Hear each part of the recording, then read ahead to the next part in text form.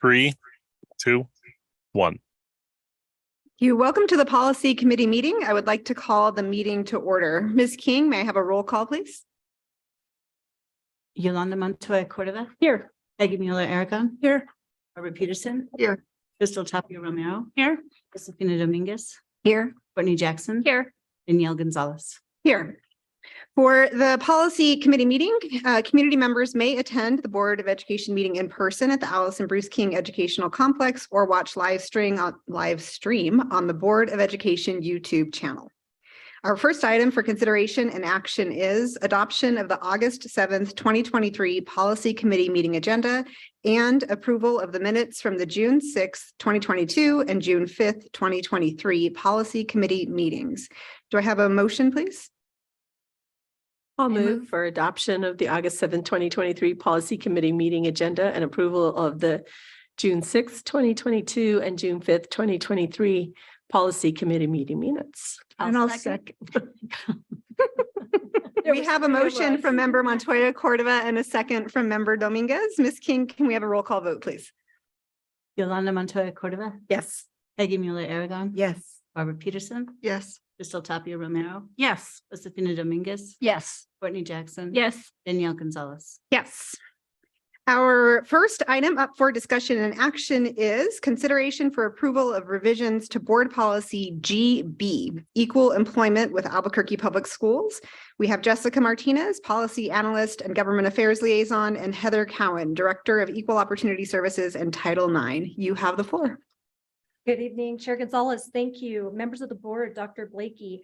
We have 3 policies on the agenda for this evening, but before we do, I do want to note that there will be changes to the department directors on multiple policies moving forward due to the recent administrative organization. So just a little note on that. As for tonight's agenda, we are starting with Board Policy GB, Equal Employment with Albuquerque Public Schools. It can be found on page 11 of your packets.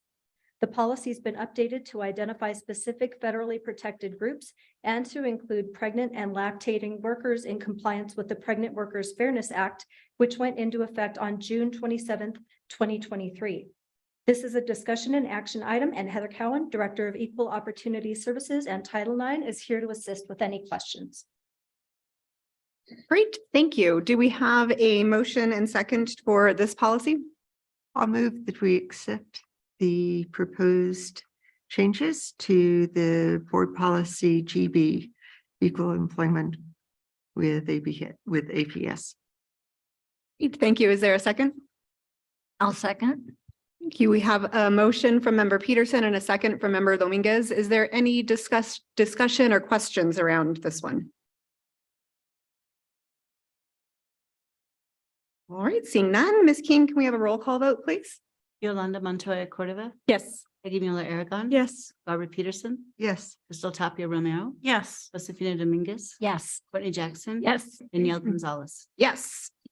Our next item for discussion and action is item 4B, consideration for approval of revision to Board Policy IH8, Community Schools. We have Ms. Martinez again, and also joined by Brian Garcia, Specialist for Community Schools Development. You have the floor. Thank you, Madam Chair. The next item is on page 15 of your packets, IH8 Community Schools. Language to this policy has been reviewed and updated to omit language that is more appropriate for the Administrative Procedural Directive as a guide to implementation. The current updated policy language affirms the need for a strategy to identify and support the development of community schools within the district and to recognize that community schools provides an evidence-based model that supports the integration of student learning, stronger families, and healthier communities in alignment with our district goals and guardrails. This item was reviewed collaboratively between APS Community Schools and ABC Community Schools. And I'd like to note that there have been some questions regarding the clarity of paragraph 2 that the board should discuss. This is a discussion and action item. Specialist for Community Schools Development, Brian Garcia, is here to respond to any questions. Great, thank you. And before we move to discussion, can I have a motion and a second for approval? I'll move for approval of the revisions to Board Policy IH8, Community Schools. This is Crystal, second. Great, thank you. We have a motion from member Montoya Cordova and a second from member Tapia Romero. And we can move to any discussion or questions, and acknowledging some additional changes came in over email as well. So I'll start because I did send in the recommended changes, actually additions, because I think the basic policy is very good. But there are two things that I think need to be spelled out more clearly. One is that really looking at the essential framework for community schools. And one of the things that's been going on well over a decade now is to really examine what aspects of community schools really have the impact. And I think we did a good job of encapsulating sort of the wraparound and support services. But I think there's also a real recognition on the part of community schools of the importance of their acknowledgement and alignment with the academic portion of the life in a school. And at the same time, one of the key factors really is collaborative leadership. That, we in education have talked about engagement for years and years and years and wonder why we always come up against a brick wall. That we are really good at getting parents in for the student performances, but we never seem to get over that hump of what it really means for a community to have that level of interaction, commitment, leadership within a school that we know all of our communities are really capable of. And so one of the aspects of the community school framework is to really look at collaborative leadership. That's simply saying we have this great stuff going on and we want you to be engaged with it is different from families and school communities, and it's the school community in the broader sense, really being able to participate in what that development looks like and what it means to have that aspect of collaborative leadership. And when that exists, I think we can see from schools, both within staff and within that larger family and community group, when we start really doing more than simply the engagement, but the listening, working with, disagreeing and agreeing, working out. It doesn't mean that we are all on the same page at the same time, but it means that there is a respectful deliberation of what our schools need to look like. What do we need to do to really meet the needs of community? And that's the aspect that I think we don't recognize strongly enough in the policy. I think it would strengthen the policy to simply add that language. And I apologize, I'm trying to find it on my computer. I know I did send it in, and so it was shared with people. So that's one aspect. The other aspect is that I think it is important for us as a district to recognize the commitment to community schools that Bernalillo County, that the city of Albuquerque, that the state of New Mexico has made for community schools. And this is not sort of take what you want and leave the rest, or, we have an active PTA so we can be a community school. No, there really is, and I think it's very important to look at the more comprehensive part of what community schools are, the whole of community schools. ABC has been a leader in that. Our relationship to them is critical, I think, in developing our community schools in partnership with them. So I would like to see the policy go beyond just what's in statute, but to really acknowledge the relationship that we've had with ABC Community School Partnership, and to put that firmly into policy. So the first thing is more potentially on the concept of collaborative leadership and the purpose of community schools and contributing not just to wraparound supports, but also academics. And I know Member Peterson sent in some line edits, which I was looking for as well. Do you have those? I think I found them. I believe they've been shared. Are they in the, They have been shared They and I have. just can't Yes. find. There, my so email. the email came from Johanna on August 4th at 2:27 PM, if that helps you find it.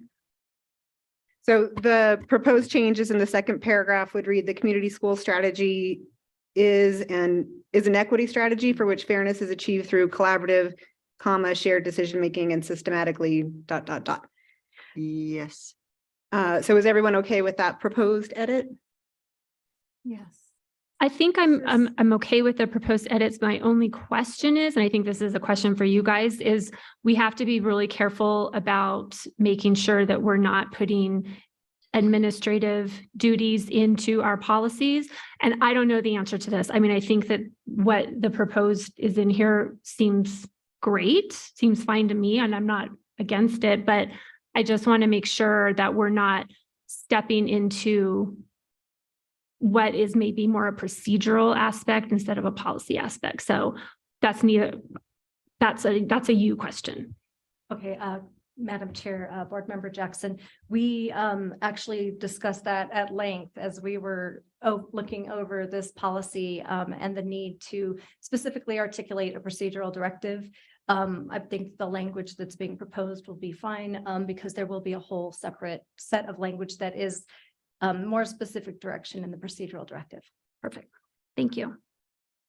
Great. And then we had the second edit around the final paragraph would end with strategies aligned with New Mexico state statute and the essential practices for community school transformation as aligned with the ABC Community School Partnership. And that's that work for the administration You okay with that? Yes. and for board members? I mean, I just think that sentence is just kind of Wonky. weird, right? Like, I just think if it would just end sooner and those last, because I don't have it with me either, but I think it just sounds weird. Those last maybe 5 or 6 words. I think if it would just end, or you would somehow end it quicker than what you did. I just don't, if you could like read it again, maybe I can give you, because I don't have it. And that's on the Written here. last paragraph? Is that where we're adding it? Final paragraph? The currently reads Albuquerque Public Schools Board of Education commits its and the superintendent's participation in the Albuquerque Bernalillo County Community School Partnership in order to ensure the development and implementation of evidence-based practices. And what part are we removing, Member Peterson, or is It wouldn't remove anything. It would add on to so you have the strategies final aligned? paragraph, strategies aligned with New Mexico's state statute. And it would add, and the essential practices for community school transformation as aligned with the ABC Community School Partnership. And it does read a little odd. What if you There's- ended? Sorry. What if you ended at the, with New Mexico's state statute? Moreover, you know, or furthermore, or begin a new sentence to address the essential practices for community school transformation. So I think our policy analyst can capture the gist of what we're trying to accomplish, which is essentially saying that we'll align with state statute and will continue to align with essential practices for community school transformation as that continues to evolve. Madam Chair, Board members, yes, we'll be happy that to can- take a look at that and run it back by you. Okay, so then in terms of our motion, I think the motion is to accept the edits as with changes as discussed. Is there any additional discussion or questions on this one? Just to clarify, I mean, I think ABC Community School Partnership is playing a leading role, not just in New Mexico, actually, not just in Albuquerque, in New Mexico, and actually nationally.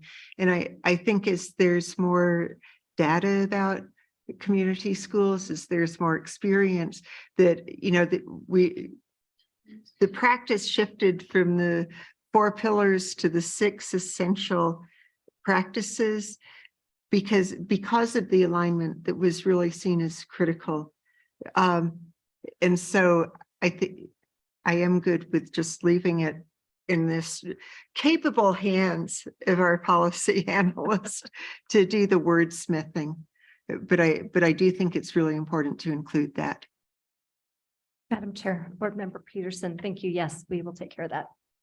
Can you just, if it's okay with you, can you just read it to me since I still can't find, I just wanted the whole policy with whatever revisions everybody had sent in, and I think that wasn't maybe available. So Madam if you Chair, could, that'd be Member great. Muller-Aragon, on the entire revision from the beginning? Please. Sure. IH8 Community Schools, the Albuquerque Public Schools Board affirms the belief that community school strategy transforms a school into a place where educators, local community members, families, and students work together to strengthen conditions for student learning and healthy development. As partners, they organize in and out of school resources, supports, and opportunities so that young people thrive. The community school strategy is grounded in addressing an equity strategy for which fairness is achieved through systematically assessing and addressing disparities in opportunities and outcomes so that all students experience high-quality instruction and receive effective and family supports and services that they need to succeed in school and the community. Albuquerque Public School Board of Education commits its and the superintendent's participation in the Albuquerque-Bernalillo County Community Board Partnership, School Board Partnership, excuse me. Albuquerque Public Schools shall partner with appropriate federal, state, and local entities, including community-based organizations. Albuquerque Public Schools recognizes and values that community schools have a collective impact on the surrounding community that improves conditions for all those living there. Although the specific services, supports, and opportunities available at community schools may vary dependent on local needs and resources, Albuquerque Public Schools shall strive to strategically identify potential community schools and integrate specific programs and services that support students, families, and community and align with the current New Mexico statute. And I do see where you're looking at this extra line that says into those community schools, the following components and strategies aligned with New Mexico state statutes should be stricken.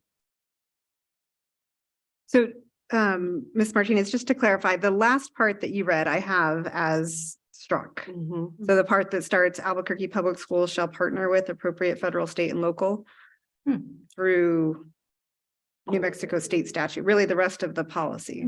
You, Madam Chair, you have it stricken starting with which three words?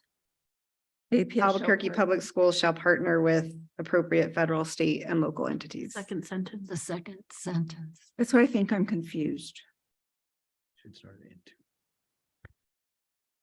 And when you Yeah, so started it looks reading, I like- don't have that either. I'm sorry. The part that you started reading with, I don't have that either. We had some confusion on the formatting with it. I know that Muller-Aragon had asked about a portion that she saw that I didn't. So we can take that definitely back to the drawing board and figure out what's wrong with this. Because it looks like, just to be clear, the blue underlined section that says specific programs and services that support students, families, and community and align with the current New Mexico state statute you were wanting to keep. Well, we currently have that all struck. Okay, and we do not. Yeah, so our packet had a completely different opening paragraph too. Right. Oh, okay. You added an extra So- sentence. in So there was paragraph. a revised version of this document sent, an update. There was an original sent and then Jennifer had updated with a secondary form. Maybe we're not looking at the same version. I think we're not. Yeah. I think we're not. It appears so. So in my version, I do have one that says revised policy IH8 community schools. So it did come separate from the rest of the packet. And when did that come? Yeah. from? Was that email? It's there. You know what? It was Knowing me, probably later that day or later that day. or At the next. 401 on July 31st, she sent it. Okay, so that's Okay. what confused me. so what my recommended edit with the revised policy IH8 community school is in the second in the second paragraph, which follows a whole chunk of struck language, so that the first paragraph ends with "and opportunities so that young people thrive." Then there's a whole bunch of struck language. And then the next paragraph would say, "The community school strategy is grounded in addressing an equity strategy for which fairness is achieved through," and then my addition was, "is achieved through collaborative shared decision-making and systematically assessing and addressing disparities in opportunities and outcomes so that all students experience high-quality instruction, et cetera, et cetera." So I just want to pause and make sure everyone has opened the document that came from Jennifer at 4:01 on July 31st. The subject line of the email is "Doc added August 7th policy." 31st. Hang on, I'm still trying to find mine. And then if we can all pull that up and we'll just take a minute for everyone to read through that. It does have Madam the, Chair, I just emailed it to everybody if you want to look. so it's either July 31st or it's the top of your inbox. So it has IH Community Schools, and it still starts Albuquerque Public Schools Board affirms. And then instead of the need for a strategy, which is language that's cut below, there's a new sentence, which Ms. Martinez read, affirms the belief that the community school strategy ... So if everyone can review that now, and we'll give as much time as people need to make sure that that's okay. And then the other sentence, I think that Member Peterson proposed adding, "People agreed with the spirit of that, the content of it, that it's an equity strategy and it's based in evidence-based transformation strategies." So we agree to add that in the appropriate place. So we're going to give folks time to read through, and then we're going to come back to the final sentence, which relates to alignment with New Mexico strategy and the essential practices of community schools. And I think that's where it can be, where there can be a period, because the sentence that I added, the part that I added that says, "and the essential practices for community school transformation aligned with the ABC Community School Partnership," doesn't read well. Well, it also says the following But- components and strategies, and then it's all cut. So instead of following components and strategies, it would just say with the essential practices. And align with the current New Mexico statute and essential practices for community school transformation. So right now, I think we're focused really on the first paragraph, those changes. And so if everyone has a chance to look at that, and then if you have any concerns, if you can raise your hand and I'll get to you. Chair Gonzalez, all I would say is on the last sentence where it says "as partners," I would, because we are just talking about the ABC Community School Partnership and APS, right? We're not talking about anything else besides you guys, right? Besides ABC Community Schools Partnership, correct? Madam Chair, Member Mueller-Aragon, just a clarifying question, maybe in terms of, are we still in the first paragraph? We're in the first paragraph, last Yes. sentence, first paragraph. So as We are- partners, right? I think as partners, who it's referring to is local community members, educators, right. families, and Okay. students. So it's not referring to a, To the ABC Community School. Right. Okay. Thank you for that.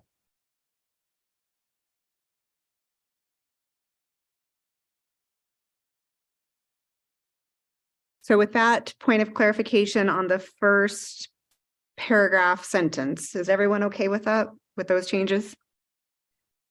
We're you nodding. Okay, so we're okay with those changes in the revised document that came on July 31st at 4. We agreed to add the sentence around equity and transformation. And then we're going to move now to the final paragraph. And the final sentence, which reads, or may read, so, but Member Peterson will help me out here. Schools may vary dependent on local needs and I'm just starting on the top of the page.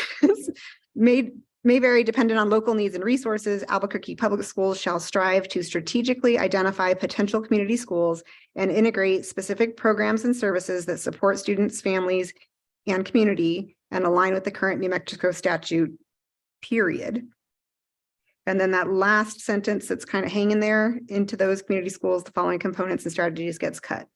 That's good. Right. And then your point, Member Peterson, on the essential practices of community schools, where would you propose we add that? So the blue, the first part of the underlined blue that got added, so that it reads, and align with the current New Mexico statute. And what's in black after that should be struck because the list got cut. Yes. So that next part, so it would be and But you align, wanted to add something about the Right. essential practices. So is it right, align with the current New Mexico statute and And- essential practices of community school partnership or whatever? right. And maybe instead of aligned or as supported as, or, I mean, maybe given what's in the previous paragraph about participation with the ABC Community School Partnership, maybe we don't need that there. Maybe it can just say, and the essential practices for community school transformation, and put a period there and leave out as aligned with the ABC Community School Partnership. I mean, I think my point, and the only thing that I would like to see conveyed strongly, is that we do have a really critical partnership with ABC, and that ABC nationally is really leading that work around community schools. And we are privileged to be able to be part of that. We gain support, knowledge, really critical collection of data So with that partnership. I think we understand on the case making. I think we're just trying to do the actual Right. editing. So there is the third paragraph. Albuquerque Public Schools Board of Education commits its and the superintendent's partnership in the Albuquerque Bernalillo County Community School Partnership Board. So we can add and commits to the essential practices or something like that. Or we could add it to the final sentence where you have and align with current New Mexico statute as well as essential practices. Of I like your edit, Okay, just adding in that paragraph and commits to the essential practices. So at the third paragraph, After Community School Partnership Board. okay. Mhm. And we have our administrative staff nodding. So I think the motion for approval with changes is the changes are the revised version that we received, the addition of the sentence around equity and transformation, and then the addition of the language around commitment to the essential practices in that third paragraph. Actually, do. I'm sorry. The equity strategy for fairness is already there. What it would add is collaborative shared decision-making. And so that in that second kept paragraph, it would read, the community school strategy is grounded in addressing equity strategy for which fairness is achieved through, and then it would add through collaborative shared decision-making and systematically assessing and addressing disparities. So that collaborative shared would be, because that's where I figured Right. that you wanted, it. That's where Right. I had it. It So I comes think it should be between, that, right? We are writing that in. it's between through and systematically. Okay. And then I have on the last paragraph where, let's see, maybe not the last paragraph. Not the last paragraph. I'm just don't know which paragraph. It's the one that is committing its and the superintendent's participation in the Albuquerque Bernalillo County Community School Partnership. And then it says Albuquerque Public Schools shall partner with appropriate federal, state, and local entities, including community-based organization. Is that needed there when we're just talking about the partnership with community schools? Is that like needed there? Madam Chair, Member Mueller-Aragon, I think if the board decides that it would like to include the necessary partnerships with the participating organizations, we can certainly move it if it seems like it doesn't make sense in that paragraph. That's an easy fix.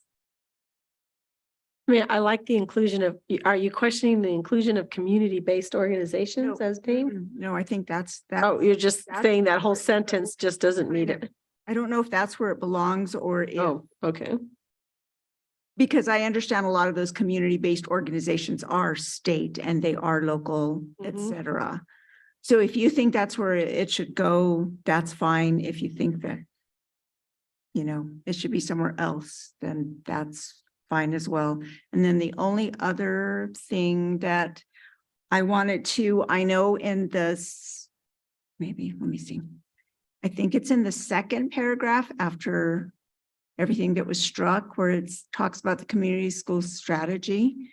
And then that's where we added what Barbara wanted to add. The community school strategy is grounded in addressing an equity strategy for which fairness is achieved through collaborative shared decision-making and systematically assessing, correct? Yes. Systematically assessing and addressing disparities in opportunities and outcomes so that all, just because there was like 7 ands in there and it just like drove me crazy. Madam Chair, Member Mueller-Latagon, I believe that Brian has a recommendation for that. I was just like, can we add an as well as somewhere in there, you know, or at the end when it says and services they need But to Mr. Garcia, it'd be achieve great to hear success? your proposed language. Madam Chair. You're gonna get it, Or, Brian. Member Mueller-Aragon, I do have some proposed let's see. language. The only caveat I want to add before I read it is catching up on all the other language in that paragraph. So let's keep an eye on that as I read this, in the sense that we acknowledge that there was a few ands in there. So this is the way we read it, but keep an eye on this other language that we wanted to put in there. So the community schools strategy is grounded in addressing equity by systematically assessing and addressing disparities in opportunities so that all students may access high quality instruction, acquire effective individual and family services, and receive additional support to achieve positive outcomes in the school and the community. So it's a little bit different. It's the same content. We did acknowledge and needed to put, like you say, some commas instead of ands. But I wanted to make sure we caught the other language that we have been discussing since we drafted this language in response to your concerns, Member Mueller-Aragon. Okay, so that would have to include Barbara. Grammatically, it's beautiful. Mhm. I think it's still missing the shared decision making. It is, right? So if we, Yeah, we can add that in. Correct. so we'll, Adding You that just add language. that in. okay, May I make one more suggestion? just 1 second before you do. Member Mueller-Aragon, is there anything else that you had? The only other thing I would do is anywhere where you have a list where it puts, I would always put students first because I think students should always come first before anybody else. So I know that's probably in the first paragraph. I don't know if it's anywhere else, but if you could just always put students first, I think that's what we're here for. So Understood. other than that, I think that's it. Member Dominguez. So at the very beginning, instead of having 2 verbs or even 3, can we just say the community school strategy addresses an equity strategy?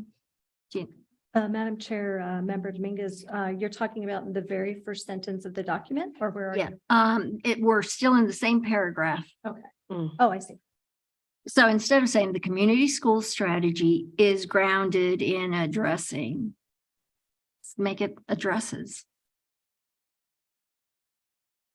So I think we will continue to allow the administration to manage the grammatical and word choice and commas and everything else, the typographical stuff. And we just want to really make sure that we get through the essence. So we would like a paragraph that's clear and makes sense, that adds collaborative and shared decision-making, as well as equity, which I think are captured in there. So I was going to try to summarize the changes, but I may not have them all anymore, but I will try anyway. So again, it was the revised language that was received on July 31st. In the third paragraph, we're using Mr. Garcia's proposed cleaned up language, adding a comma or clause around shared decision-making. Sorry, back up to the first paragraph and elsewhere in the document, in terms of orders of pronouns, we're having students first, always, instead of educators, local community members, families, and students. And in the still in the third paragraph, after the period with participation in the Albuquerque Bernalillo County Community Schools Partnership Board, we're adding commitment to the essential practices and commitment to the essential practices, something like that. And then back to the end, the last paragraph, period after with the current New Mexico statute, and then cutting what's currently Black into those community schools, the following components, et cetera, for the rest of the document. Is there anything that is missed in that summary? Okay, so we have a motion to accept the document with changes from member Montoya Cordova, and we had a second, I believe, from member Dominguez. Is that correct? Or anything else? Oh, ma'am. All right. Ms. King, can we have a roll call, please? Yolanda Montoya Cordova, Yes. Peggy Mueller Aragon, Yes. Barbara Peterson, Yes. Crystal Tapia Romero. Yes. Josefina Dominguez. Yes. Courtney Jackson. Yes. Danielle Gonzalez. Yes. Thank you.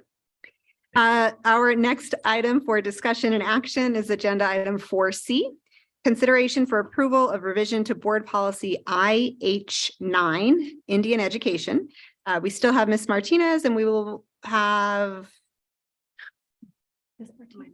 Ms. Martinez. So thank you. So on this one, I'd like to again ask for a motion and a second for the changes to the policy, and then we'll move into discussion. I'll move for approval of the revision to board policy IH9 Indian education. I'll second. This is Courtney. Great, thank you. So we have a motion from member Mueller Aragon and a second from member Jackson. And so I will open it up to discussion and questions, acknowledging that member Dominguez sent in a proposed change this afternoon. So I'll start here if you want to put that on the table, and then we can talk through that. And I recognize that I don't want to hold up the approval. So I'm just offering this as a suggested change down the road. I'd like to see us say in the first sentence, the Board of Education of the Albuquerque Public Schools recognizes the importance of Native American students. Recognizes the importance of public schools incorporating Native American students' traditions and values into their educational experience to enable them to be responsible, and then we pick up the language, responsible and productive students and members of both their tribal and mainstream societies. So essentially, instead of students maintaining their traditions, it's the schools are enabling to maintain their traditions. Correct. So the action is Schools upon are the school incorporating. system. Yes. Okay. Other members of the board, any reactions to that? Are we okay with that proposed language change? Well, I think it's the same question then. I mean, that's a delegation to the schools. Like, we set the policy. Is that now creating an administrative task within a policy? I think it's a question, sorry, just on who is the actor in the sentence. Are the students maintaining their traditions? Are the school system, and I can't remember the verb that you used, enabling them, incorporating Native American traditions and values, which is in line with culturally relevant teaching and curriculum. So I'll let Ms. Martinez respond. Thanks. Thank you, Madam Chair, Member Jackson. I think that if the language were to be something similar to the way that we have it in IH8, that the board commits it and the superintendent's commitment would be language that would avoid any kind of delegation. I should point out that any changes that we make to this document will still have to be reviewed by the IPP as they have their input on the, on the document itself. So. Yeah, just a question to throw out there, right? Because the next document that we're reviewing is all about what's our stuff and what's your stuff. So I think we're just trying to be very cognizant of that as we move forward, that we're not putting administrative tasks into policies. And I see it that it could be an administrative task. That's possible. It could be. Madam Chair, members, are we comfortable then with language that says that the board commits its and the superintendent's participation in however else we craft that statement so that it avoids the delegation that's specific? So I guess for me, it's less about delegation of authority or instructing the administration to do anything. It's on who is responsible for what. Are we committing our school system to being responsible for enabling Native American students to maintain their traditions and values? Or are we saying the students are responsible for maintaining their traditions and values? So I agree with Member Dominguez on this. But I do think it is I don't think the issue is around committing the district to administrative action. I think it's largely a wording. Value statement. Yeah. It recognizes the importance. That's where the Board of Education of the Albuquerque Public Schools recognizes. And so the question is, what are we recognizing the importance of the importance of us public schools incorporating Native American students' traditions and values into their educational experience. Madam Chair, Bill Farson is on Zoom if you'd like him to join the conversation. He is certainly welcome to join. We would love that. I know Member Peterson had her hand raised and I think Member Muller-Aragon. So we're gonna pause to see if Mr. Farson has any comments, commentary, questions, clarification on this, but then I'll go ahead and return to the board members. Thank you, board members, for having me here as well. My main thought, and the conversation that we've had around the IH9 and the Indian policies and procedures has been focused on ensuring that the school board's goals and guardrails and strategic plan is incorporated into how we're thinking about this. So the main thing that I would just encourage is whatever language you do adopt with this, that you feel it's consistent with that approach. So I'm going to go down the line. We have Peterson, Muller-Aragon, and then Montoya Cordova. Right. I think the change in language very much reflects guardrail 3 with culturally and linguistically responsive. And it does say we need to not just have a passive role, that we really do as an educational system have a responsibility to support and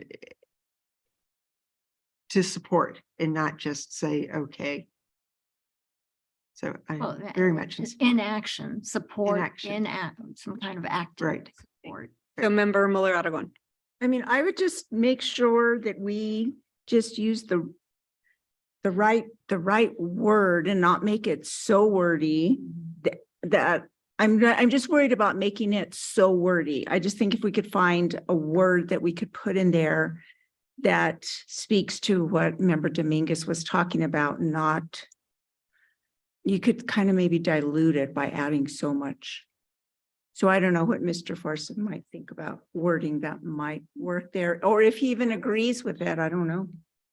You could end it educational experience. So I'm going to let Member Montoya Cordova get in here because I have a suggestion. I do. I was like, the Board of Education of Albuquerque Public Schools recognizes the importance of Native American traditions and values while obtaining educational skills and educational opportunities for all students, including Native American students. So, I mean, we just basically stated that we just value those traditions and values. And I don't think we need to say to enable them to do this or to do that, because I think that that could be, that I think that could be separate, but I think the value statement that we're saying here is that we value the importance of Native American traditions and values while obtaining educational skills and educational opportunities for all students, including Native American students.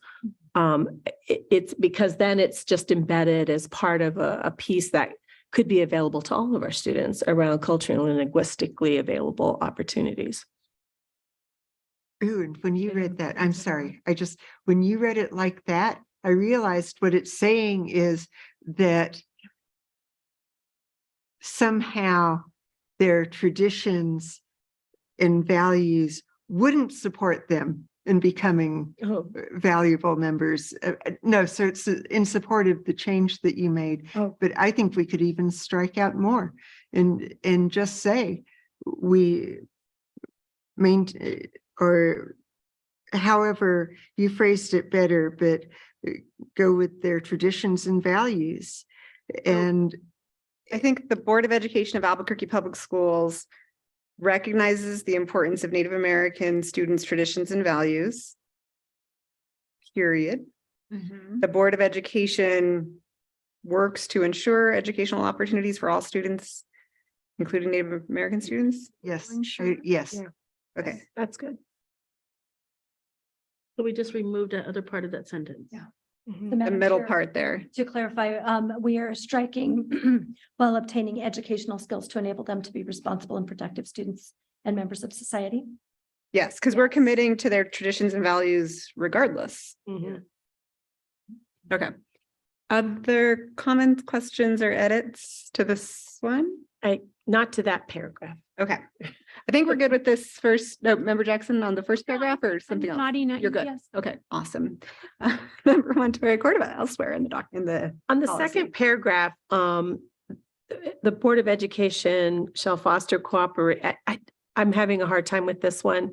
I think fostering partnership, cooperation, and an open line of communication. I want to put the partnership in there rather than just the cooperation.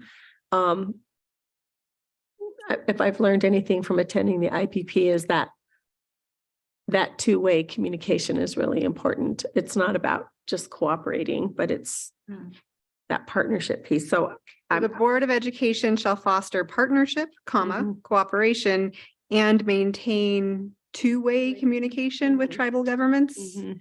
And then continuing on as written. Mhm. Okay. Other comments, responses to that? Are we good with that proposed change? Okay. All right, I think we're good. So we had the motion from Member Muller-Aragon and the second from Member Jackson with the changes as proposed, which were to the first paragraph and then also to the first sentence of the second paragraph. All right, Ms. King, can we have a roll call vote, please? Yolanda Montoya Cordova, Yes. Peggy Mueller Aragon. Yes. Barbara Peterson, Yes. Crystal Tapia Romero. Yes. Josefina Dominguez. Yes. Courtney Jackson, Yes. Danielle Gonzalez. Yes. Thank you, Ms. Martinez. And so now we're moving on to agenda item 5A, which is the update on the policy review and diet. So as members of the board know, President Montoya Cordova appointed an ad hoc policy review committee. And so board member Peterson and I have been working on a policy review to ensure that all of our board policies align with the community's vision and values, or our goals and guardrails. And this review is part of our board's larger shift to student outcomes focused governance. So member Peterson and I reviewed all of the board policies. It was awesome. Every word of every policy over a couple of months, couple of hours, several meetings. Except for the governance section, which we're going to get to in our next agenda item, because that was being reviewed by the ad hoc committee on the policy governance, the board governance manual. So we're going to hear from them shortly. But as part of the process, we essentially looked at all of those policies and we rated them on a scale of 0 to 10, where 0 indicated that it is exclusively administrative issue. So there were policies in there around payroll, like and it's not just that people get paid, it's when and how payroll happens. So we decided that's pretty exclusively administrative issue. The board doesn't need to be involved in that. So I think we probably rated that one like a 0 or 1. On to the other end, which was 10, which is indicating that they're exclusive responsibility of the board. So the things that tended to be more towards the 9s or the 10s were really ones that were very related to the goals and the guardrails, related to accountability, transparency, monitoring, as well as evaluation of the superintendent. So we did that, and then we had sort of in between, but we essentially set a threshold of a 5. So if it was a 5 or above, we decided it will stay with the board. If it's 4 or below, those essentially would get relegated to administrative policies. So we discussed through all of that. We had lots of conversation around it in general, and generally agreed. Like, it took a little bit of some calibrating, but in general, once we sort of got into the weeds of every policy and what's the purpose, it was pretty clear. So after all of that review and all of that rating, we're going to bring those policies forward essentially for everyone to review and discuss. But the next step that happens is basically they get categorized into whether it's a board policy, governance policy, goal and guardrail policy, or administrative policy. So that's the next step, of which we have a spreadsheet, and we're basically just categorizing them into those 3 based on that rating. So what this ad hoc committee will present to you is that it's a spreadsheet which will basically tell you these are the policies that fall in each of those different categories. And I think that last step is not going to take that much time, honestly, based on the level of agreement that we had, and also just the rating against the rubric. The other thing that I'll say is this is subject to change, right? Like, we're just starting this SOFG work. We may decide that, and I think where there was question about it, we were like, well, let's keep it on board policy. So let's keep it over there for now. And as we get more into SOFG, as we get more into our monitoring, we may decide that we delegate that to administrative policy. But when in doubt, we kept it as a board policy. And so that's essentially what the ad hoc committee did there. I will pause to allow Member Peterson to add anything that I've forgotten, and then we can open it up to discussion. No, I think you summarized very well. It was actually amazingly easy to slash and burn, because some things were so clearly really not our business. And my only question was along the way was, will this make it easier or harder for the administration to carry out its role? And pretty much the feedback that we got was it'll make it way easier to not be bogged down with our policies. And so I think that it is way more straightforward than what I thought it would be going into it, and really appreciate the work of the chair. Thank you. Questions, comments, discussion? I have a question. So just totally curious, and it doesn't need to be exact, but how many would you say how many got slashed? How many were like obviously administrative and 50-50, or just totally curious? Yes, we did actually tally. Oh, okay. And, Ms. Martinez shared it with me, and now I can't find it, but she No, that's all right. has Madam it. Chair, Member Jackson. So I did the math on this, and we are looking at 69 out of 155 that fall below the 3-4 threshold. That is 45% of your existing policies. That's good. Are administrative, or like Uh-huh. fell below are clearly administrative. I'm going to defer to the committee members on that one, but yes, they were 3 Wow. or below. Wow. Yeah, I mean, because once we got into reading all of them, there is a lot that is just like that. The board has no role in that. Like facilities management, facilities naming, payroll administration, some benefits stuff, just a lot of detail. I do have to say the facilities naming may come back to us, because in some cases that's a real community thing, but there's nothing that makes it black and white. There's nothing that makes it impossible for an issue to come to us if someone really strongly feels like it needs to, but by and large, it's not ours. Well, and it seems like the burden then really was on just how much time we would spend reviewing those 69 of them, because if they had to come in and just make a change because there was a change in staff or a change in wording, because I felt like we were bogged down looking at a ton of procedural directives that made no sense. Cool. That's exciting. Policy is always exciting. Are there other questions or comments? Great. So as I mentioned, thank you, Ms. Martinez again. So we reviewed everything except for the governance policies, which were B essentially. And that's very much related to our board procedure manual. So our next item for discussion is agenda item 5B, which is the update on the board procedure manual. So Member Jackson, I will turn to you for that update. You have the floor. Okay. So I mean, yes, it was very exciting, right, to review. So basically, I'll just kind of give you the background, give you the process, hop in whenever I'm missing something. But the background basically is that we were given the directive to review all of the board policies. And so those are all of the B policies, as well as the associated procedures that are attached to that. And we were tasked with the same thing of, is this board work or is this administrative work? And so what we then did is put all of the, we put everything into a document. And so I'll kind of go through the process, because I think it's important to understand how this came to be. So first of all, both Board Member Dominguez and I, we read through all the B policies and all the procedural directives. We were then given a template from the Council of Great City Schools for the Joyful School District to use as an outline. And thankfully, our lovely board services director over there took all of our policies and procedures and helped us by inserting all of them into the template that we were given from the Council of Great City Schools. One thing that I did is I went out to other districts. I went to Houston, Atlanta, Fort Worth, Pinellas County, Des Moines, and others to see what their board operating manuals looked like.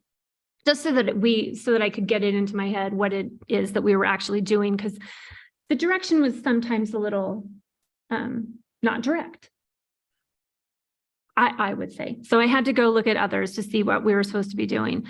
The document, we inserted all the policies and procedures under 4 categories: goals, guardrails, delegation, and governing. Then what Board Member Dominguez and I did was we started going through those documents and deciding between the two of us if the policy should stay under those headings, if they should move to a different place, if they should be edited, if they should be eliminated altogether. Sometimes they were eliminated because they were redundant. Sometimes they were eliminated because they were actually administrative. And shouldn't be in our manual, because this is a manual for us and how we are supposed to operate.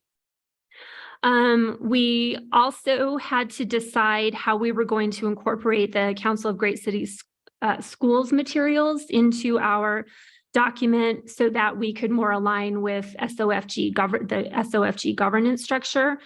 And that is why you'll see in the text that you guys should all have. Sorry, I mean document, not text. But you'll see different colors. And so black was what Josefina and I as a committee added to the document.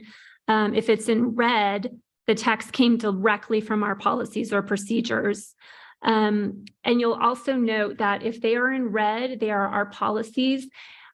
We did not change any of the language in the red text because that would require a change to our policy.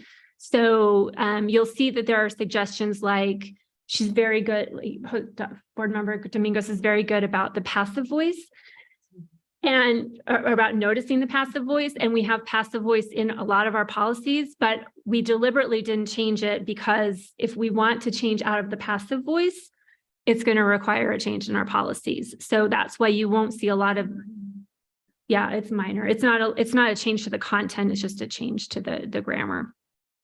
And then blue text was pulled directly from Council of Great City Schools language or things that our coach had added as suggestions. So if it's blue, it's Council of Great City Schools. So then after both of us edited, we put it into one final document and we sent it to you guys so that you could see the editing, that the final editing we did. We didn't burden you with all of the editing, but you could see all the editing that we did. You could see where it's flagged, where we need to continue for more discussion as a board. And I think that is all for the process. Do you have anything to add? It evolved. It's a The good, it's a process. good term. Yeah, I mean, I think it just became, it was hard to go from the template that was given to us, right? Right. And go back and forth. But it was good in that it kept us focused on this new approach. Mhm. Yeah. Yeah. So, Chair Gonzalez, I don't know how you'd like us to proceed. Would you like us to just go through each section? Would you like us to, no, God, no. Would you like us to just skip to the parts that require discussion? Yes. I think it would be helpful to skip to the parts that require discussion. Okay. I guess I do have a question on process in terms of what comes next. So do we need to approve this as a policy of the board, the manual? Well, so tonight, Not tonight, but in general, I guess. yes, Yeah, yes. okay. So yes, this will eventually be approved as a policy for a manual. One suggestion that I have just right off the bat is it's called a board procedural manual. I honestly feel like that's like a misnomer because we were just talking about how procedures are not really our venue. I would suggest we change it to board governance manual or board operating manual or something like that, just to clarify. But sorry, yes, your question is yes, this will eventually become policy moving forward. And I like the idea of calling it a governance manual because that is the focus. So in terms of process, then I think it sounds like we are basically treating this as first read. And then we'll have conversation, discussion, edits for a month. It would come back for the next read for the September policy committee meeting, additional edits and acceptances and everything there. And then it would go on consent to approval on a consent approval to the September board meeting. Correct. That would be the process. Potentially, if we stick with all of our We deadlines. stick with If our we stick with our deadlines, yeah. deadlines, yeah. Okay. And just something to tag for the future, if there are changes to this document that then require changes to policy, we're going to have to flag that because we'll have to change that. But that's a cascading event that we don't have to worry about right now.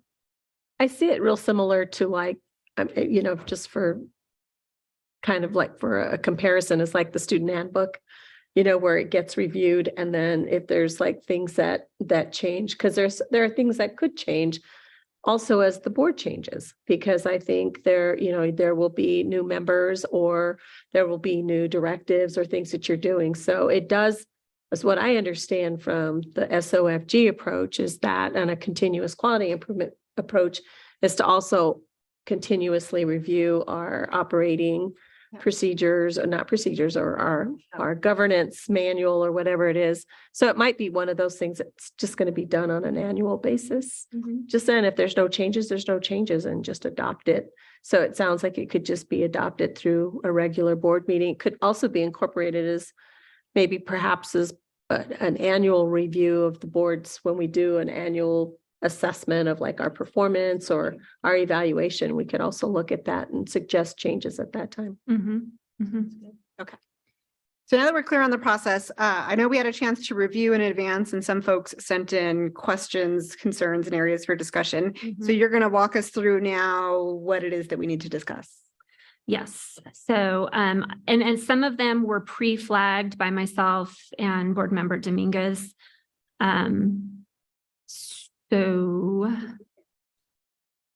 we did. We got one question as it relates to the conflict of interest policy. So may I say something about the conflict of interest Do you want to just go straight there? I was trying to Oh, stay okay. within. Yes, Okay. just columning. Okay. So the first that comes up that was flagged for discussion is the board accountability process underneath. It's under the governing policies. It was flagged for discussion, flagged this section for discussion. The board will monitor its process and performance and will regularly conduct formative self-evaluations. I don't think it. Anybody have a problem with that?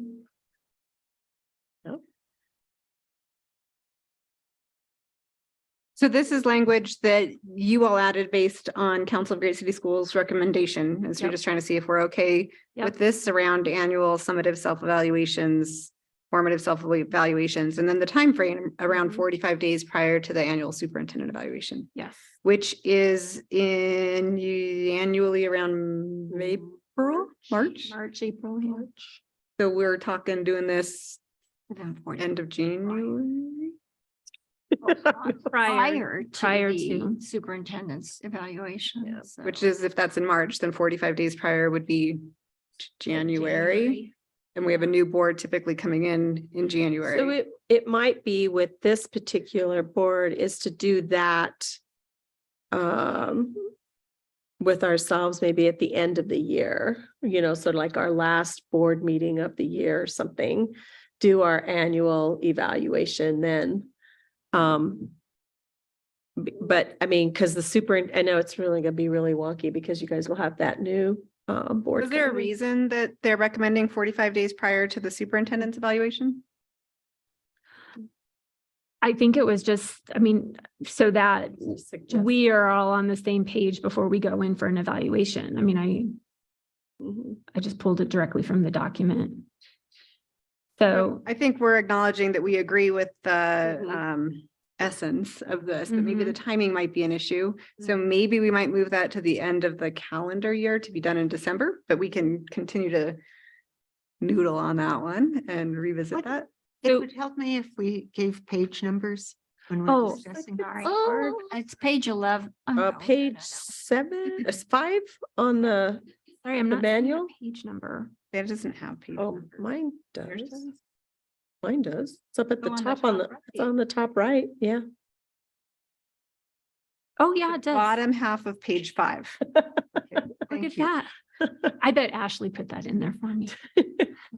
Okay, so what we'll do, if it's okay, is while we're discussing these changes, I'm going to flag it with comments so that we can go back and review it. That sounds great. Okay, so the within 45 days prior to conducting the annual annual superintendent evaluation, we're going to comment that potentially should be moved to the end of the year. Just to answer, the annual summative self-evaluations for the board would be at the end of the calendar year. I mean, it seems to me like the reason why it's there is that we have talked about how a superintendent can only be as good as the board is, that we are in this together. And so if we're going to evaluate the superintendent, it's only right that we should evaluate ourselves first. Yeah, I think it's more just a question of the timing. Like if it was done in Right. December, it would be this board versus Right. if it was done in January, it'd be the new board who hasn't really. Right. It has no basis. Yeah, so we will revisit the timing, but agree on the commitment to self-evaluate prior to the superintendent evaluation. All right, Member Jackson, the next area for discussion. Okay, next flag. This was flagged by our coach Ashley, and I'm just reviewing it because it was flagged. I don't, it's the board membership requirements, which you'll notice too down at the bottom that we added if something came from a board policy or a procedural directive, we put it in there. Oh, Oh, okay, I'm so sorry. The bottom of Page 6, bottom of page 6. So sorry about that. So board membership requirements, that doesn't change. I mean, that's just how, you know, Yeah, this is. that statute, yeah. Yeah. Now, there is additional down at the bottom where we discuss number 6, all new elected or appointed local school board members will also attend a mandatory onboarding session. That is new language. How does everybody, That's on page 7. that's on page 7. How does everybody feel about that? I highly recommend it. I also, And I would say, Ms. Jackson, all newly elected, All newly elected? I think. I Mhm. think that's what it should be. right? Okay, grammar. okay. So everybody is okay with that? Otherwise, everyone's nodding. Okay. All right. So right below that this is kind of now we're getting into the conflict of interest. So right above that is the governing values, or as it currently stands in our policy right now, is the code of ethics. Following below that, now the code of ethics came directly from a procedural directive. Okay, so following below that is the code of conduct, which is policy. These two do need to have a discussion. Do we want to include the code of ethics in there? Technically, it's a procedural directive, and also code of ethics. This particular list of code of ethics is also implied throughout the rest of the document, as well as the conflict of interest policy. However, the flip side of that is, does it really hurt to have a code of ethics listed out within a procedural governance manual? So that's a flag for discussion. What do you guys think? I mean, I think it's important to have it in there. That's just my belief. I think it's good to be explicit. I agree. Does anyone disagree? Does anyone think that we should remove the code of ethics governing values or? And these are, so because they're Right. red, it's just the way that they're currently stated, correct? Correct. In procedural directive, which we do vote on because they're B. Right, because they're us.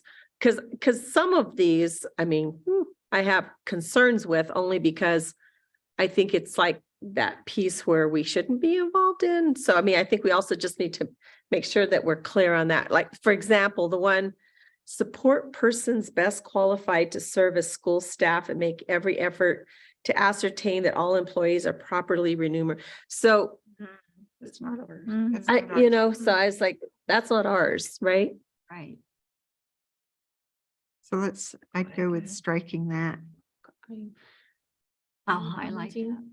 No, I'm. Oh, yours Oh, Oh, oh, So I sorry. think there's agreement that we want to keep a code of Yes. ethics and a code of, or conflict of interest. Mhm. We want to re-review the procedural directive on board members, which is the governing values, to see if there's anything we ought to review that is not really our job, but definitely the one numbered number 10 right now. Definitely. mhm. But the committee will also go back through with that lens. Yeah, and the question becomes, it's like the cart before the horse, right? If we remove it from here, it necessitates it just by default necessitates a removal from the procedural directive. So, Which I think we're okay with. right, okay, so I'm gonna just comment there that this will be removed. And I did ask for clarification around number 9, recuse themselves from matters involving I think we're individuals. not quite there yet. Oh, sorry. Still in code of ethics. Oh, we're back on page 8. We're still on page 8, yeah. You're still on page. See what a bad student I am? College directions.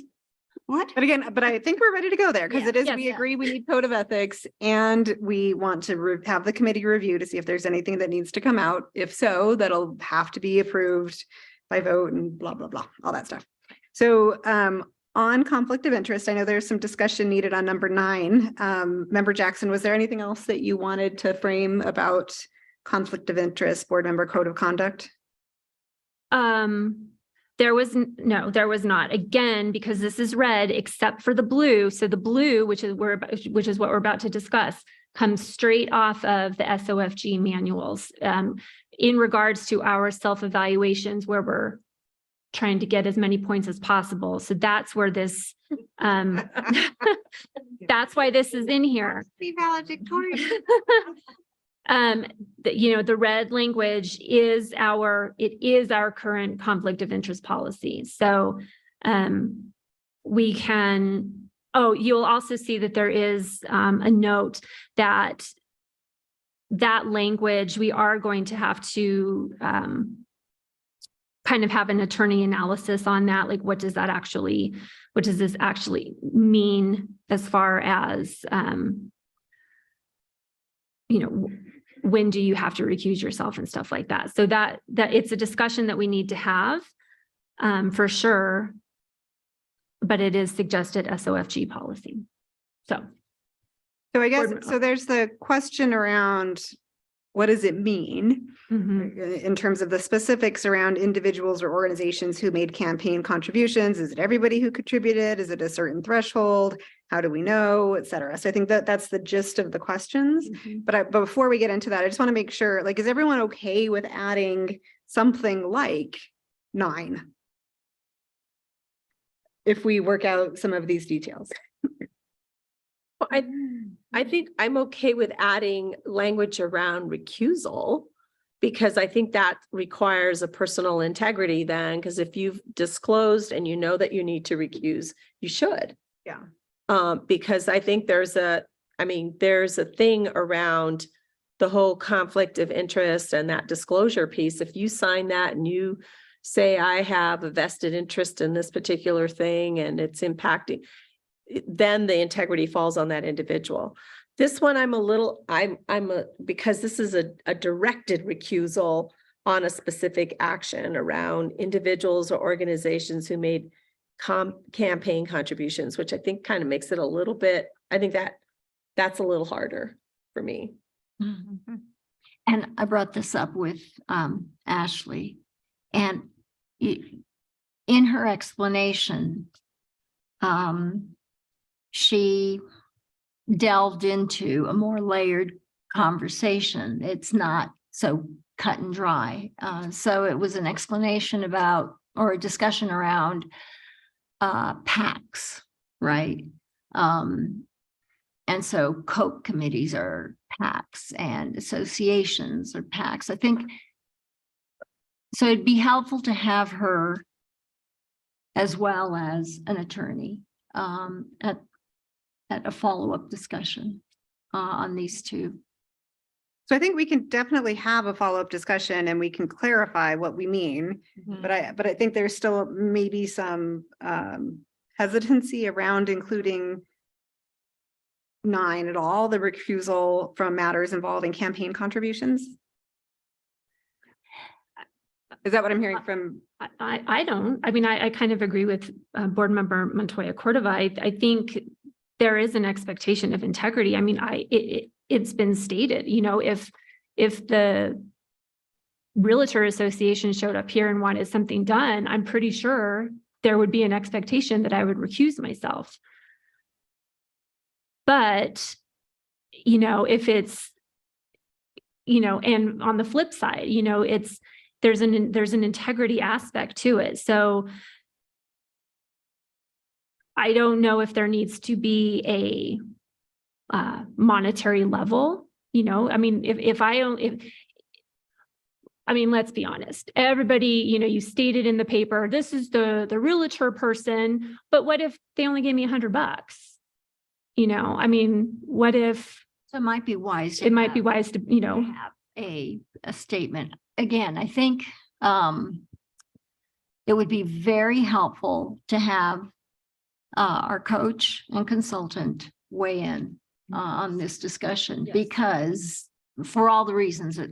Yeah, so I think we're in agreement that we want more guidance, more advice, more support, and we need to consider what's the level in which situations, which types of organizations, so get into the weeds. But I think we're open to having a conversation, it sounds like, around this. And so for the purpose of further deliberation and conversation with the coach and maybe other school districts and our legal counsel, what else do we want to clarify besides the threshold for the amount, matters involving, what that means, and then individuals and what types of organizations. Are there other things that we want to clarify? And I know Member Peterson has been trying to get in. Go So ahead. is there anything else?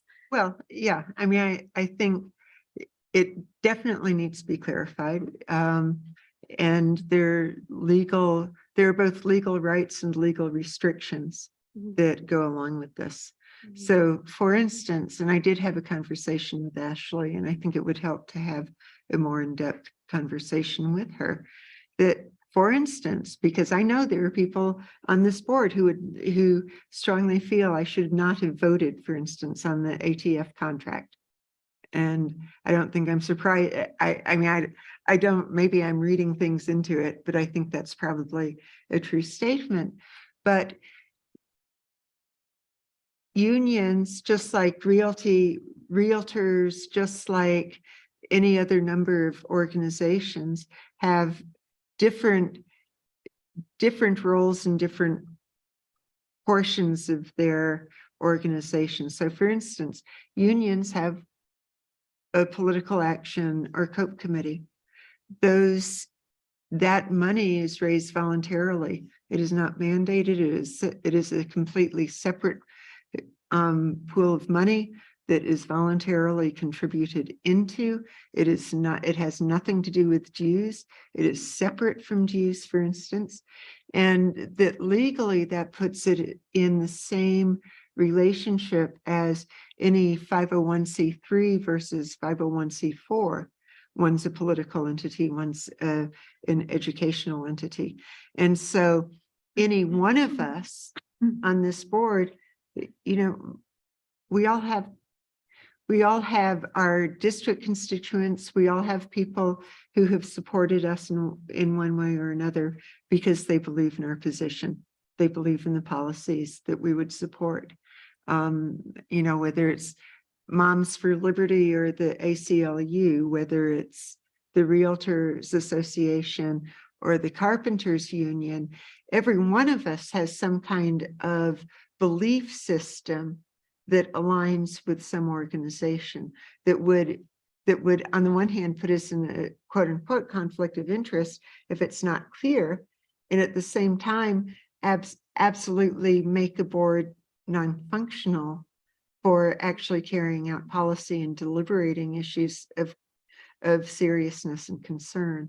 So I think that the conversation with Ashley would be really helpful, just so that we all have clarity over what is it that we're talking about, and that it's not to mute someone, but it's rather to make sure. And in my conversation, that's why hopefully we do have a real conversation with Ashley, that's different from saying you vote for this and you will receive X amount of money, or I own the paper supply and so we're going to have a contract with that paper supply company. Those are two very different things. So, so we could definitely have the conversation now. I think that there has been concern raised.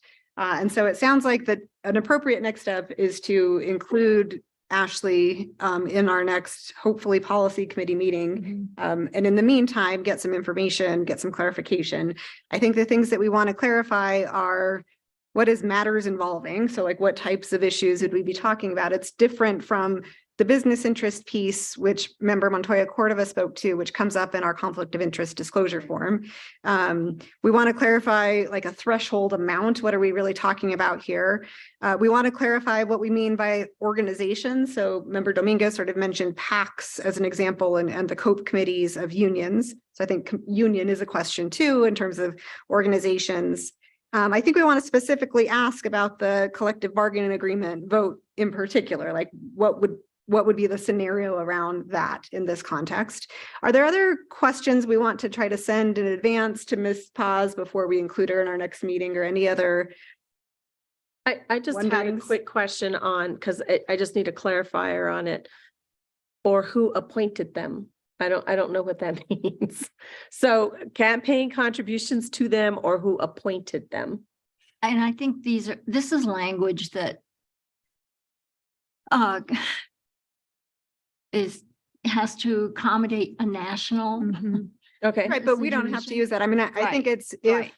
if you were appointed to your position and then I wanted to Well, vote for something and pay back to you, like, would I have to So- recruit? So I think we so- want to clarify Yes, that what that means. as well. Because I was appointed initially, but I was appointed by the board.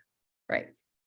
But so like, it could be a tit for tat, like I will, So like I can't vote but on it could be a anything. tit for tat, like it could be that I would appoint you to your position if you agree that on the next vote, Oh. you do something for Okay. me. So I think like that's the intent, but I Yeah. think we want to clarify just like with the rest of it. Okay. So Or you could pick up my dry cleaning. or anything else. I mean, there's lots of Give things. you a lift over your fence, yeah. So just to make sure that I've captured the questions into the document, we would like to have more coaching and clarification on threshold amounts, organizations, to include the union, CBA vote in particular, legal rights and restrictions, what is matters involving and who appointed them. Did I capture everything? Okay. And to be clear, we're getting the opinion not only of Ashley, but also a legal, okay, A legal opinion as well. Yeah. Because the legal opinion is important. that's what matters. I Yeah, mean, in the end.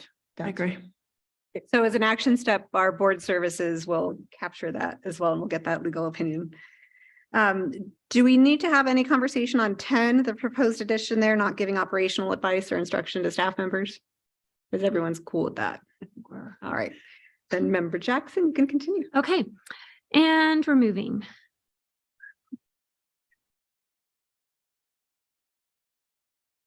Who's whistling? Me.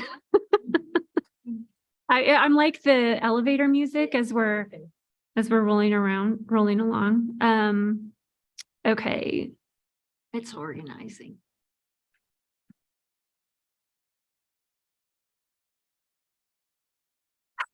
Okay, so on page 13, this was highlighted by our coach. So page 13, 3B, any item listed on a consent calendar must be removed from the consent calendar by a member of the Board of Education if a member objects to the presence of the item on the consent calendar.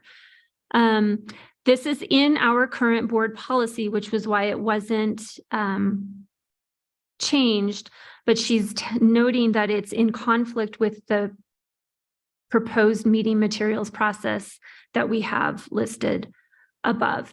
One of the concerns that was mentioned was any member can remove. Like, is that something that we want to keep? Is that something we have a concern with? My thought on it, honestly, was we just reviewed this policy a year ago, and so we voted this in. We all said that we were okay with it, but our coach wanted us to flag it for a future discussion or for current discussion. Well, I think her concern was that we're trying to shift over to, or we're trying to change our behavior, right? So that we're reading things ahead of time and getting them on consent, So, be more efficient. so there is the commitment to the process with materials and the timelines there. So I think the question is around this, any member. Just to acknowledge also that we do have the ad hoc committee to look at financial matters in particular. So it might help if that committee can just sort of maybe think through use of consent in general and the process, and maybe have a conversation around this Yeah. discrepancy between these two things. And then we can bring that back to the September meeting as well. I think that would be fair because that's where our consenting is probably the most utilized. So that's definitely something we should look at that ad hoc committee. I'm looking over at Board Member Tapia Romero, but we'll look at it then. Okay. And then, so I'm capturing that, and as well, this is current board policy, so if that changes, it flags a additional While you're change. looking at where we're going to move next, Member Peterson had a comment. Oh, sorry. I mean, I think it is important that, one, we use the procedure that we've outlined of questions in advance and all of that in good faith and to the best of our ability. That there are exceptions where there may be times when, for whatever reason, one of us feels like we really have to have further debate. and discussion for clarity. And so I think that there needs to be an allowance for that. It does seem like if we could somehow clarify whether it's in a code of ethics or outright policy, something where if we have had that thorough discussion, if we really have had an opportunity to address an issue as deeply as possible, that having the same discussion again probably doesn't further our work as a board. So it's that balance of making sure that we all have our voice and that we're respected for that, and that we also have some efficiency in our operations. And I know in Robert's rules and sort of traditional Robert's rules, questions can be reopened if votes are changed. If someone who voted in the affirmative votes in the negative or vice versa, it's an opportunity to re-examine an issue. We've never had that level of strictness in our operations. We've always been sort of, we can move forward. We really can have discussion. So I have no solution. I'm throwing those out as sort of the issues that we need to consider so that when we do have this finalized, we really respect both sides of that.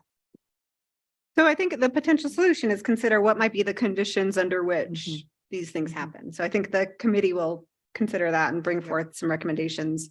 So could it be that someone who is taking someone off a consent calendar, a thought or I'd say a request would be because I do want to debate the issue in an open discussion, rather than just the fact that we've had it just on the notes.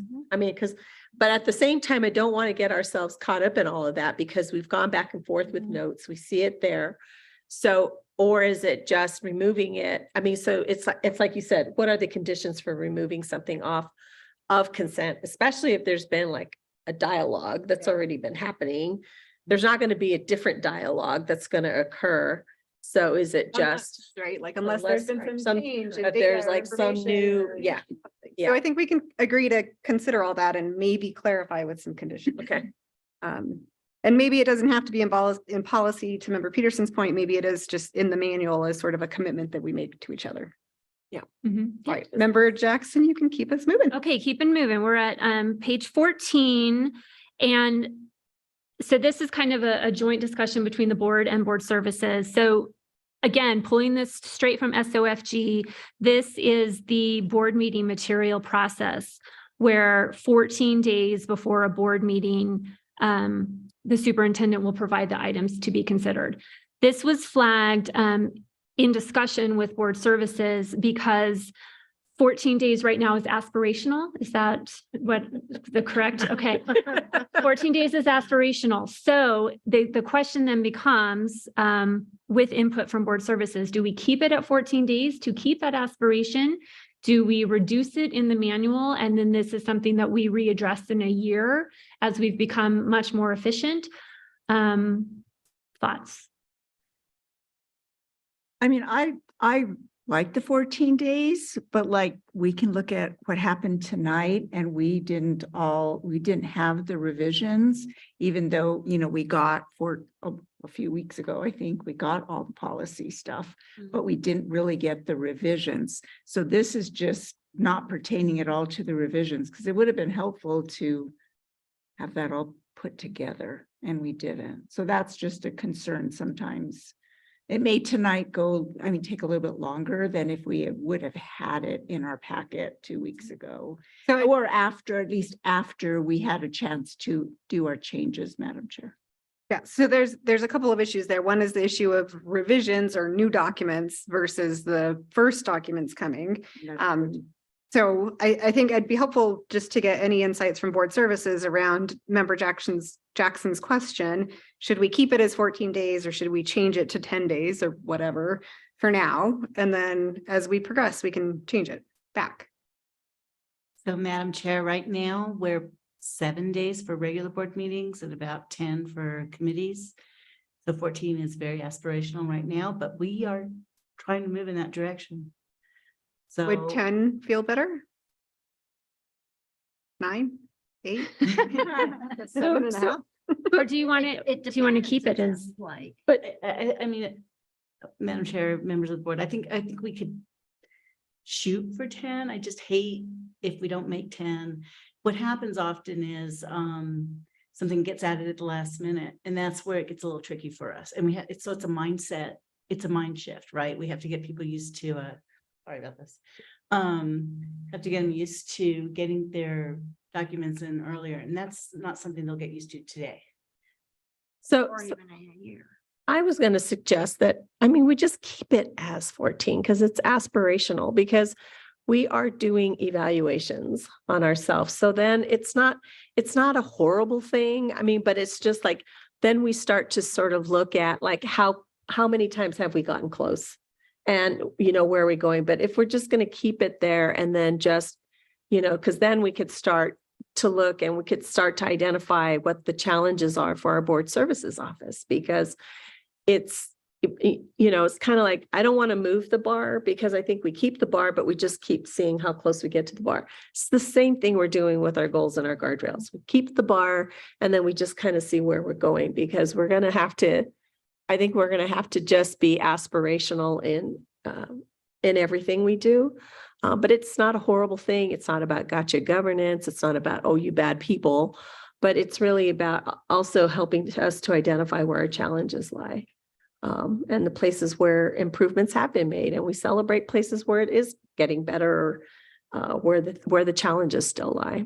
So I'm seeing lots of nodding to that. So I think keeping with the goal of 14 and then sort of monitoring for continuous improvement. I know Member Peterson wants to get in though. Yeah, the only thing I have to add to that is that this is, when we create our governance, it's stuff that we as board members can control. And I think the only difference with this is that, and I say this as a former SAT chair, where as a SAT chair, suddenly you're responsible for, within a very limited number of days, collecting all of the materials from other people. And when you start having to collect other materials from other people, they don't always have the same urgency. I mean, it's something that you work on. It's something that you keep working on improving, but that it's not something that's directly in our control or in Johanna's control, because there are 100 people in this building that sometimes have a role to play in getting that to her. And sometimes there are really legitimate reasons. Sometimes there are just not being used to it and not having that sort of system set up.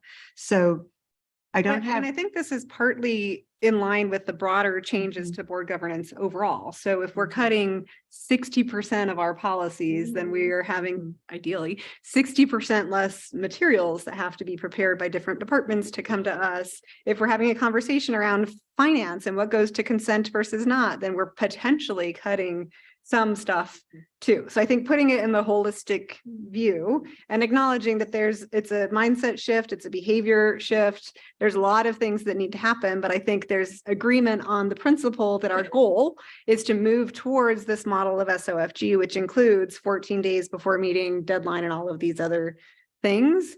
So I think for the purpose of moving forward on this tonight, there's lots of nodding on keeping with the goal and figuring some ways to track. I think there was conversation too around this issue of additional materials or docs added. And when revisions come through, I think there have been examples of many of us missing those emails and those one-offs. So I think that's another thing that we can work to improve. And I know we're changing our software and other stuff as well. So that will just flag also. Is there anything else around this board meeting materials piece before we move ahead? And also acknowledging that other comments and questions we can continue to share. But Madam Chair, I think from the administration side too, with the monitoring calendar, I think the 14 days is much more doable. Like if we focus on the 14 days for that part of the monitoring calendar, then acknowledging that there's always, like Ms. King said, last minute things that have to be added to certain board agendas. But, in the evaluation of how we did, I think looking at how well we met the 14 days for the monitoring calendar really helps us as a staff be able to calendar 14 days in advance. That's a great point. Awesome. Mhm. Okay. All right, Member Jackson. All you can right. Keep us moving. Yeah, we have two more. So moving to page 17. I'm sure as you noticed, as you were reading through the procedural manual, there were 3 sections where there were there were ways to bring forth grievances. And the last one is non-superintendent employee performance concerns. And so there were grievance policies throughout. There is a suggestion that we include all of those grievance procedures into a policy. So I've noticed there hasn't been any discussion on the grievance procedures that were incorporated into here. So I'm assuming that there is agreement on them, but I'm just flagging the need to potentially create a policy that corresponds. Or I guess if we adopt this entire thing, it naturally becomes the policy, right? Okay, so maybe we don't need to. I just talked myself out of more work. Any discussion? No, okay. So sorry, I missed a big one, and it's the board guardrails, and I'm going back to the page. So it's at the bottom of page 5. Our coach did want us to have a discussion around guardrails for the board. The guardrails that we posted into here, again, they're pulled straight from SOFG. Our coach wanted us to discuss, are these guardrails for the board sufficient enough for us? If you click on it, and then if you look at the coaching that's attached to it, these are common boilerplate guardrails. She would not necessarily recommend them for us. She would suggest that we have guardrails. The process would begin with identifying what behaviors our board finds it to be more difficult to be successful, and then adopt those as guardrails. Some suggestions are guardrails for this board around acting on individual authority, not offering advice to staff, and performing or appearing to perform the responsibilities of the superintendent, but that should be a conversation for the full board. So, I think that I don't think this is going to be hammered out today, right? Obviously, and I think it's something that we need to think about. Do we want to get more specific on guardrails for the board besides these 3 that are in SOFG materials? So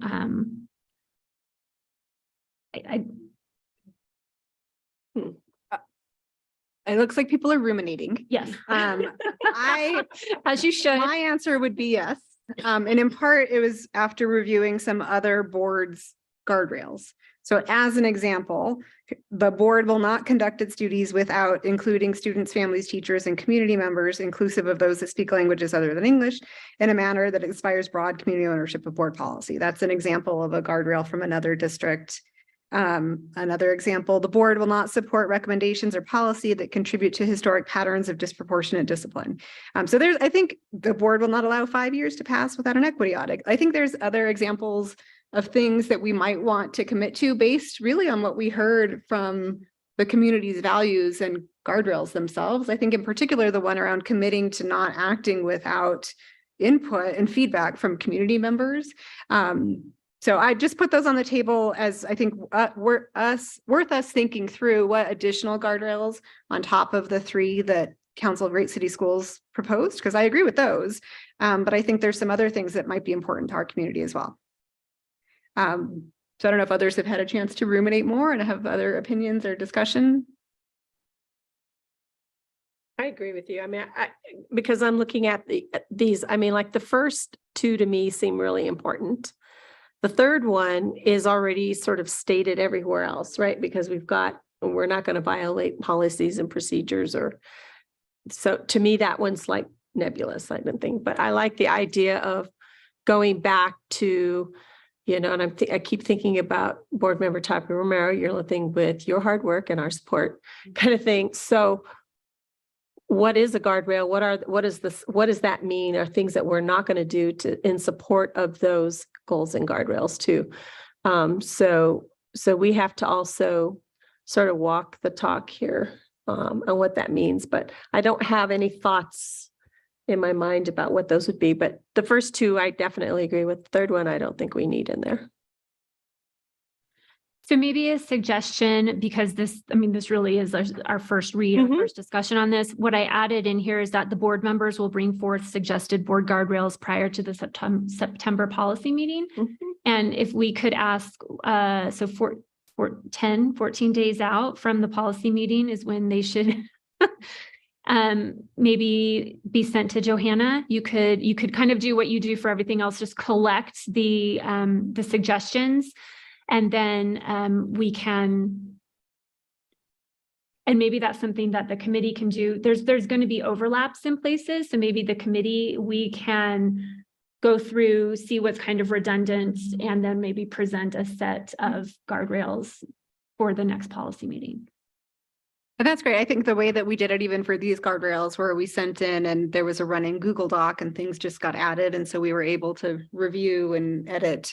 14 days would be August 28th for what it's worth. So we would have some fair amount of time, 3 weeks, to come up with some ideas for first conversation. August 28th, you said? August 28th. Okay. That would be like the end deadline. So ideally, you're getting your stuff in before that. Okay, by the 25th. Okay. Anything else either? Well, I'll just stop there. Anything else on the guardrails for the board conversation? Yeah, I think I've got everything that was flagged for discussion. Okay, so I think we got everything that was flagged. Is there anything else, members, related to the governance manual that you want to get on the table for additional discussion, acknowledging that this will come forth again in September and then forever and ever always? No, just thank you to board members Dominguez and Jackson for an incredible amount of work that you all did on this. Well, and I think about how valuable it's going to be, because I know for us right now, it's like it's a scattering of stuff. We have to pull it all together and make sense of it. But I like the idea of a manual that makes it so much easier. A great orientation document for new board members. Awesome. Great. So we will finish before 7 o'clock because the last thing we have is agenda item 6. Our final item for discussion is just the policy chair report. So just want to acknowledge, as your agenda says, the next policy committee will be September 11th. So this is just pushed back a week. Typically, these are the first Monday of the month. The Labor Day was the first Monday of the month. So the next policy committee meeting will be September 11th. During that meeting, we expect to continue our work on our policy review and diet, our policy review. We kind of cut diet. We don't like that word. So Member Peterson and I will continue that work, and we'll be able to present forth to you some of those recommendations for additional conversation. We'll continue this conversation on the board policy manual. So all of these issues that we highlighted tonight, as well as if there's anything else that comes up between now and 28th, if you want to send that to our board services team, we can definitely cover those too. And then we'll also be thinking about if there are necessary changes to policy or procedural directive or board procedural directive based on all of this. We can start to calendar out when those would come forth. The next other policy on the sort of docket on the on-deck circle is the first read of the budget policy.